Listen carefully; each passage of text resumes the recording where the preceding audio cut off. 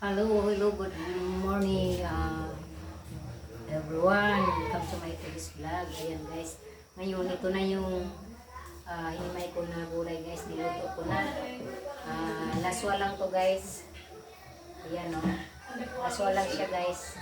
Pero kailangan pag nagluto ka ng laswa guys, kailangan may bantayan talaga para hindi siya malata. Unahin mo kumulo, kung nakulo na yung tubig. Ngayon kung paglagay yung mga matitigas na gulay, tulad ng kalabasa at saka talong. Yun yung unahin natin paglagay. Tapos yung okra, hindi okra, yung saluyot kasi yung tangkay ng matigas. Kailangan na maluto ng maigi para masarap siya. Okay. Luto na ang ating gulay. Papatayin natin ang tikman na natin yung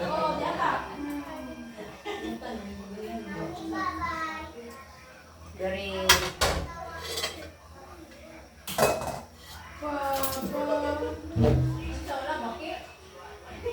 masarap guys.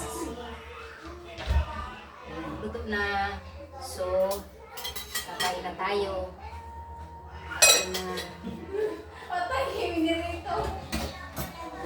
Lagay dito sa ano natin guys.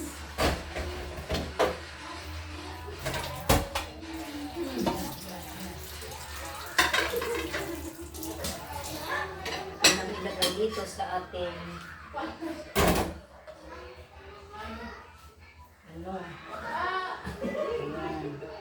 pinahuli ko paglagay yung palaya guys kasi pangit ko rin kung yun talagang pinakaulit kong ilagay pag ako naggulay guys. Ayan, green na green pa guys.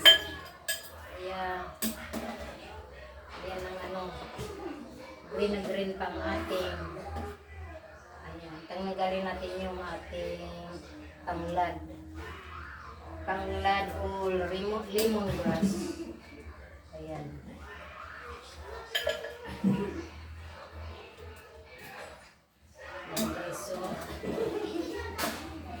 Sarap guys. Sa amoy pa lang guys. Sarap na.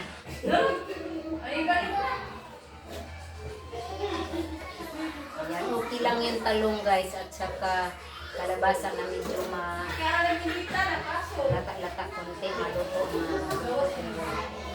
Yung mga sitaw, lugbate, hindi pwede yun guys. Kailangan lang talaga.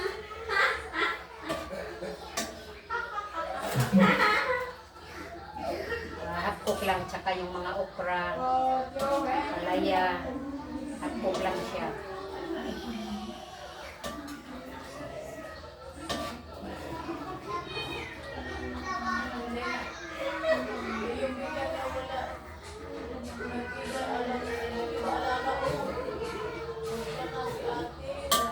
Nandun ako sa bahay ng anak ko guys.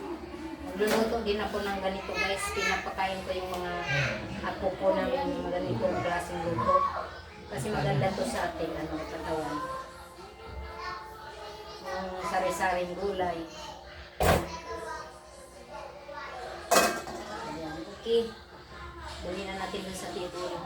Patay kakain na din. Nanali na. Okay, kain na tayo.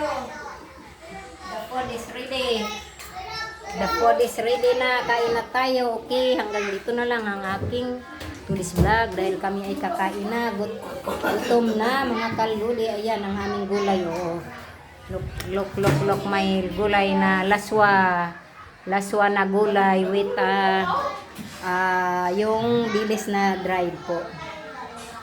Okay, hanggang dito na lang ang tulis vlog. Please watch my videos, like, comment, and share. Again, please don't skip the ads. Watch the ads too till the end. Then paki-subscribe na rin po. Then paki-support by single up star po sa aking videos. Okay, have a nice day everyone. And God bless us all once again. Thank you very much sa lahat. Okay, bye-bye.